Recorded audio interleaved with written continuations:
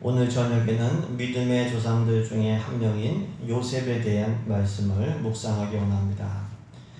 창세기에 나오는 믿음의 조상들은 아브라함, 이삭, 야곱, 그리고 요셉이죠. 요셉은 어떤 사람이었을까요? 오늘 본문을 보시면은 이 본문은 형들이 요셉을 시기하고 죽이려고 하는 그런 내용의 본문인데요. 형들이 요셉을 향하여 꿈꾸는 자라고 했습니다. 우리 18절, 19절 말씀을 한 번 더 읽습니다. 18절과 19절 말씀을 같이 읽습니다. 요셉이 그들에게 가까이 오기 전에 그들이 요셉을 멀리서 보고 죽이기를 꾀하여 서로 이르되 꿈꾸는 자가 오는도다. 아멘. 형들은 요셉을 뭐라고 했냐면 꿈꾸는 자라고 했습니다. 가까이 있는 사람이 그 사람을 제일 잘 알죠. 꿈꾸는 자라고 했어요. 그만큼 요셉은 꿈꾸며 살았던 것이죠. 요셉과 형들은 동일한 아버지 밑에서 동일한 환경 속에서 자라났습니다. 하지만 이 13년이 흐른 후에 인생은 전혀 달라졌습니다. 요셉은 애굽의 총리 대신이 되어서 하나님께 쓰임받았습니다. 많은 사람들을 구원했습니다. 하지만 형들은 요셉에게 양식을 구하는 그런 처지가 되었습니다.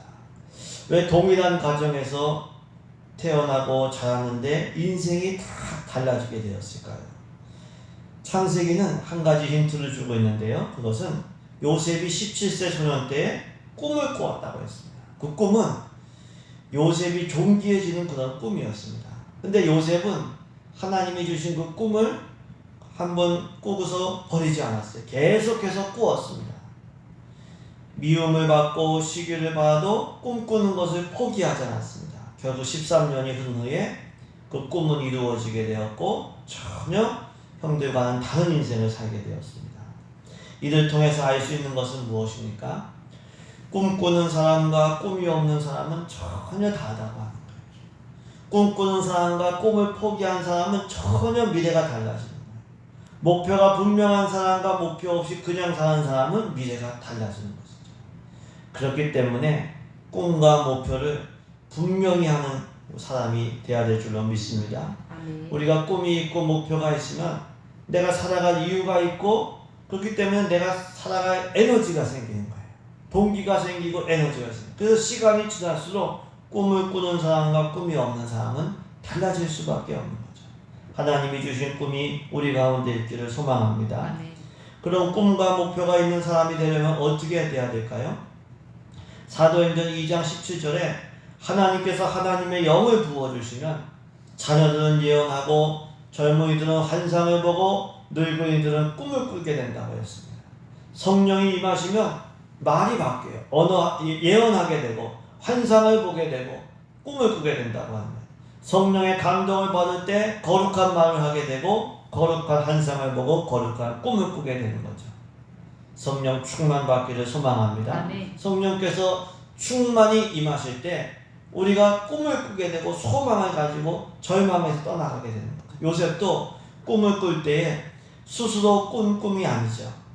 꿈은 내가 꾸고 싶다고 해서 꿔지는 게 아니에요. 이게 무의식적인 거기 때문에 이거는 꾸면 꾸게 되는 거지 자기가 꾸는 건 아니죠. 물론 우리가 하나님이 주신 꿈을 계속해서 꾸는 것은 우리가 해야 될 몫이죠.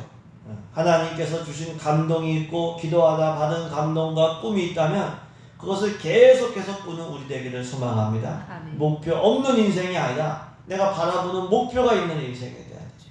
우리는 천국을 꿈꾸고 부흥을 꿈꾸고 승리를 꿈꾸고 그 꿈을 가지고 잠자리에 들고 그 꿈을 가지고 아침에 일어나는 우리 모두 되기를 주님의 이름으로 축복합니다.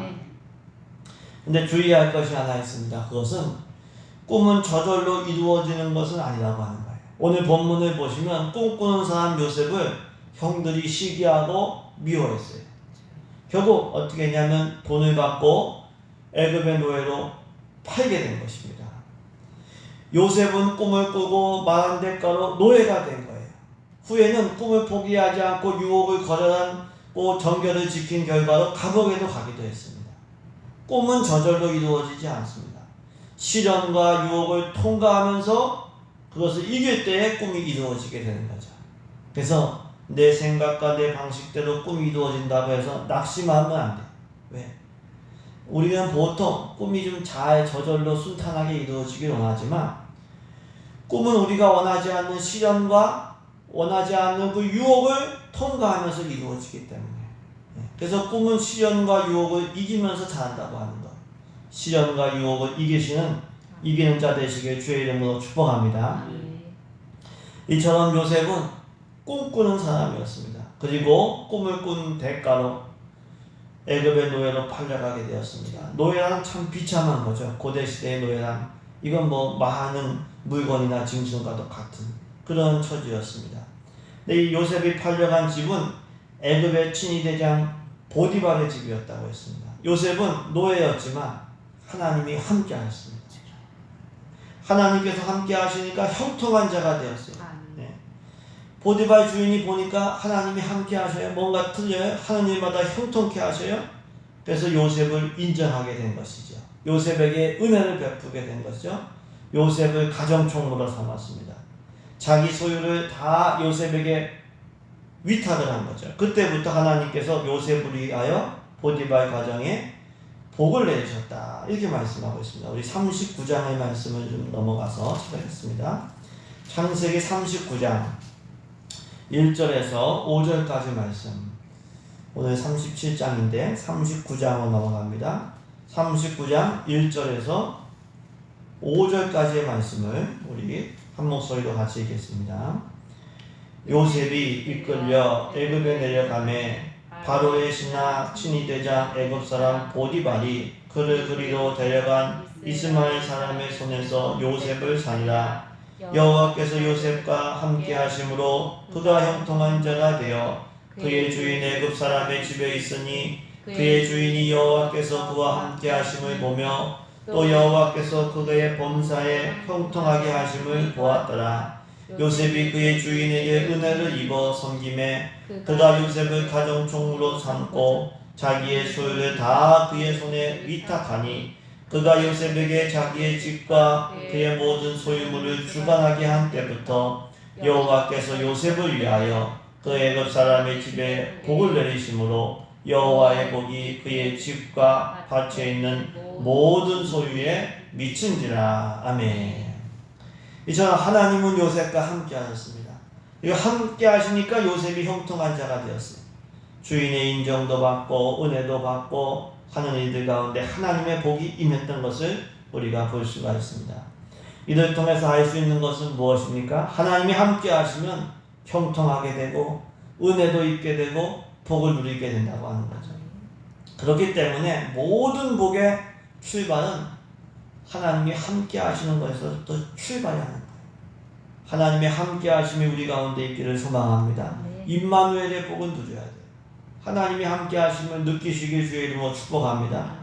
하나님께서 함께 하셨다고 하는 것은 표현을 다르게 하면 요셉이 늘 하나님의 얼굴을 구하고 하나님과 동행하는 신앙을 가졌다고 하는 거예요.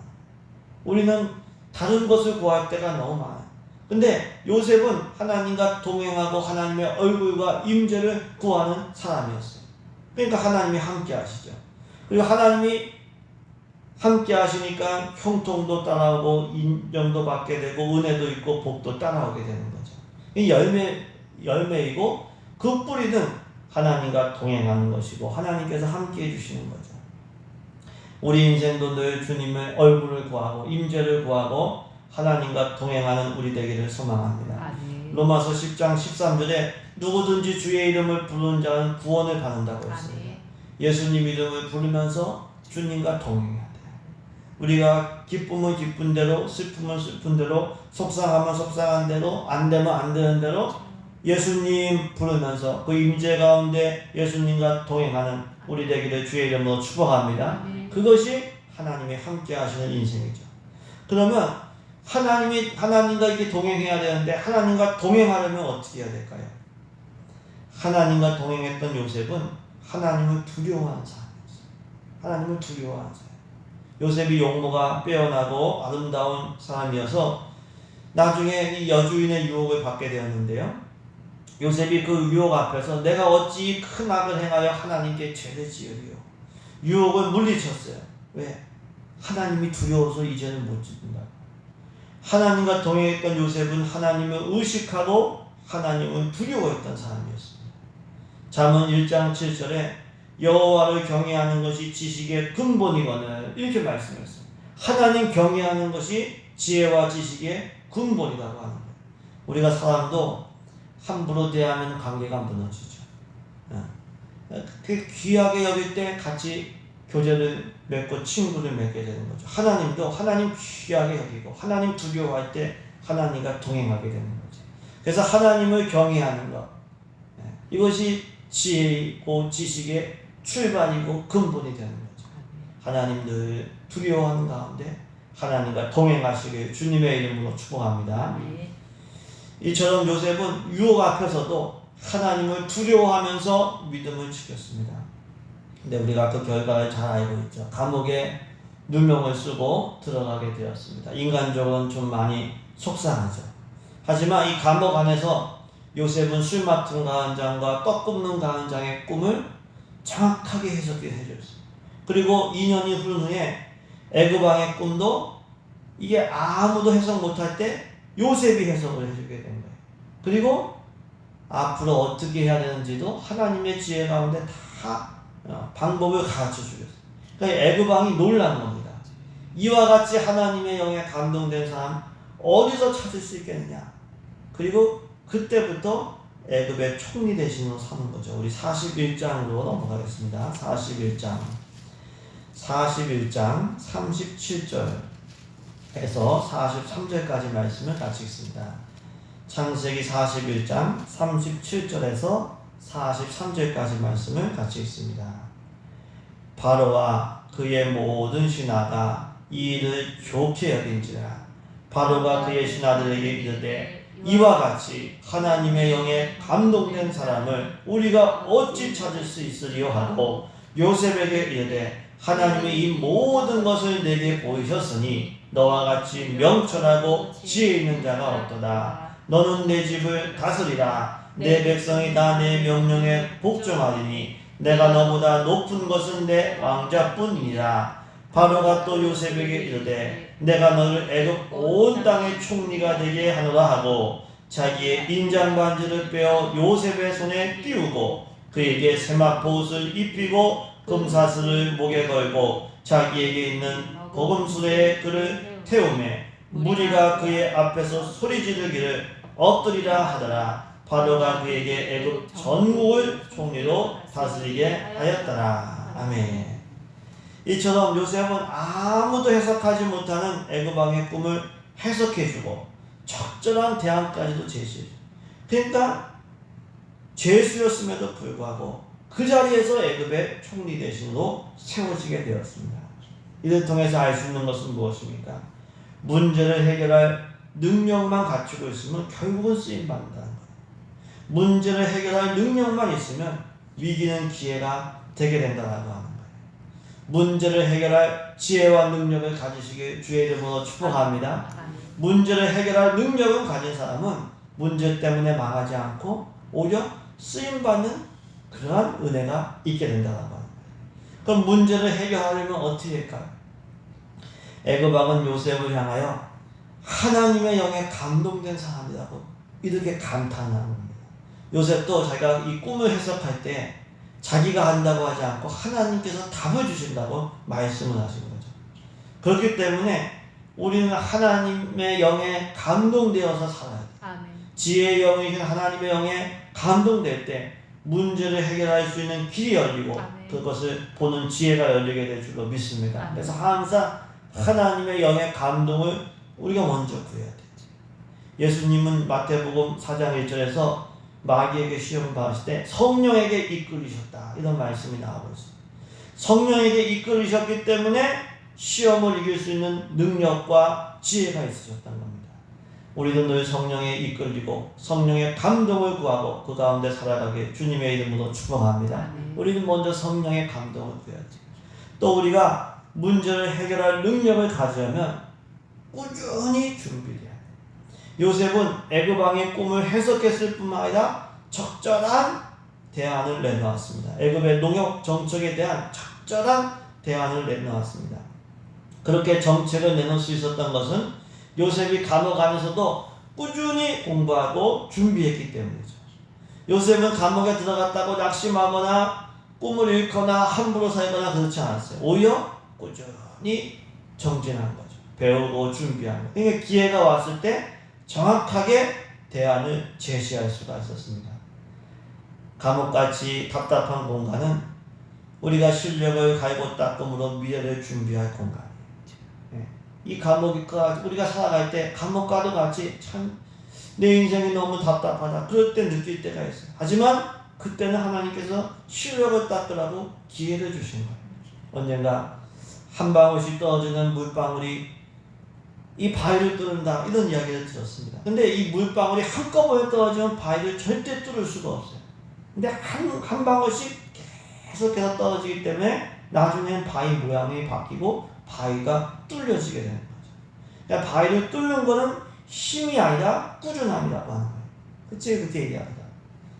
꾸준하게 준비할 때 하나님께서 반드시 우리를 사용해 주실 줄로 믿습니다. 아멘. 기도도 꾸준히 하고 아멘. 준비도 꾸준히 하고 우리가 꾸준히 함으로 요셉처럼 하나님께 쓰임 받으시길 주님의 이름으로 축복합니다.